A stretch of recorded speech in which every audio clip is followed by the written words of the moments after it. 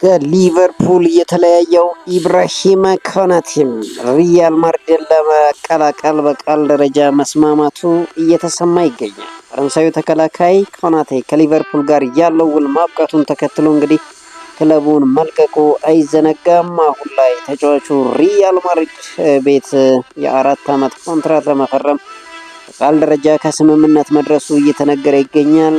የሚሆነው ፕሬዚዳንት ፍሎሬንቲኖ ፔሬዝ በድጋሜ ከተመረጡ መሆኑን ፋብሪዞ ሮማኖ ዘግቧል። እንግዲህ ተጫዋቹ ከሳውዲ አረቢያ የዝውውር ጥያቄ እንደቀረበለት እየተነገረ ይገኛል። በተጨማሪም የምዕራብ ለንደኑ ክለብ ቸልሲ ኮናቴን የማስፈረም ፍላጎት አሳይቶ እንደነበር አይዘነጋም። ነገር ግን ኢብራሂማ ኮናቴ ምናልባትም ሪያል ማድሪድን እንደሚቀላቀል እየተነገረ ይገኛል። እንግሊዛዊ አማካይ ኮቢ ማይኖ በዓለም ዋንጫ መሳተፍ ህልሙ እንደነበር ተነግሯል።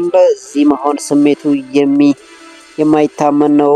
ይህ የዓለም ምርጥ ውድድር ነው ሲል እንግዲህ ኮቢ ማይኖ ተናግሯል። በእርግጠኝነት የዓለም ዋንጫውን ማሸነፍ እንችላለን ያለው ኮቢ ማይኖ ያንን ማድረግ አቅሙ አለን፣ ቡድኑ እንግዲህ በዚህ ያምናል ሲል ኮቢ ማይኖ ተናግሯል። አክሎም ነገር ግን ይህ በቀላሉ አይሆንም እያለ ሲሆን ከጨዋታ ጨዋታ እንቅስቃሴያችን እያሻሻለን መሄድ አለብን ሲል ኮቢ ማይኖ ተናግሯል። እንግዲህ በሩበን አሞሪም ሲገፋ የነበረው ኮቢ ማይኖ አሁን በእንግሊዝ ብሔራዊ ቡድን 16 ቁጥር ማሊያ ለብሶ እንደሚጫወት ተነግሯል። እንግዲህ ኮቢ ማይኖ በዓለም ዋንጫ የሚያሳየው እንቅስቃሴ ይጠበቃል። ማንቸስተር ዩናይትድ ኤደርሰንን ከአትላንታ ለማስፈረም በንግግር ላይ መሆናቸው ይታወቃል። ማንቸስተር ዩናይትድ እና አትላንታ በተጫዋቹ ዝውውር ዙሪያ እስካሁን ሙሉ ስምምነት ላይ እንዳልደረሱ ተዘግቧል። ይሁን እንጂ ሁለቱ ክለቦች ከስምምነት ለመድረስ እጅጉን መቃረባቸውን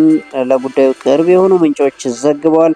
የሁለቱ ክለቦች ስምምነት በሚቀጥሉት 48 ሰዓታት ውስጥ ይጠናቀቃል ተብሎ እንደሚጠበቅ እየተነገረ ይገኛል። እንግዲህ ብራዚላዊ አማካኝ ኤደርሰን በግል ከማንቸስተር ዩናይትድ ጋር ሙሉ በሙሉ መስማማቱ ተዘግቧል። ኤደርሰን ማረፊያ እንግዲህ በመጨረሻው የሚታወቅ ይሆናል። አሰልጣኝ ማርኮ ሲልቫም ውላቸው ማብቃቱን ተከትሎ ከፉላም ጋር ተለያይተዋል። እንግዲህ አሰልጣኙ አሁን ላይ የፖርቹጋሉን ክለብ ቤኔፊካም በኃላፊነት ለመረከብ መቃረባቸው ተነግሯል። ፖርቹጋላዊ አሰልጣኝ ማርኮ ሲልቫ ክለቡን በ2 ዓመት ኮንትራት ይረከባሉ ተብሎ ይጠበቃል። እንግዲህ ቤኔፊካ አሰልጣኝ ጆዜ ሞሪኖ ለሪያል ማድሪድ አሳልፎ መስጠቱ ይታወሳል። እንግዲህ ተተኪው ደግሞ ፖርቹጋላዊው የፉላም አሰልጣኝ ማርኮ ሲልቫ ይሆናል ተብሎ ይጠበቃል። እንግዲህ የጆዜ ሞሪኖ ፊርማ ከፕሬዝዳንታዊ ምርጫ በኋላ ይፋ እንደሚደረግ ይጠበቃል።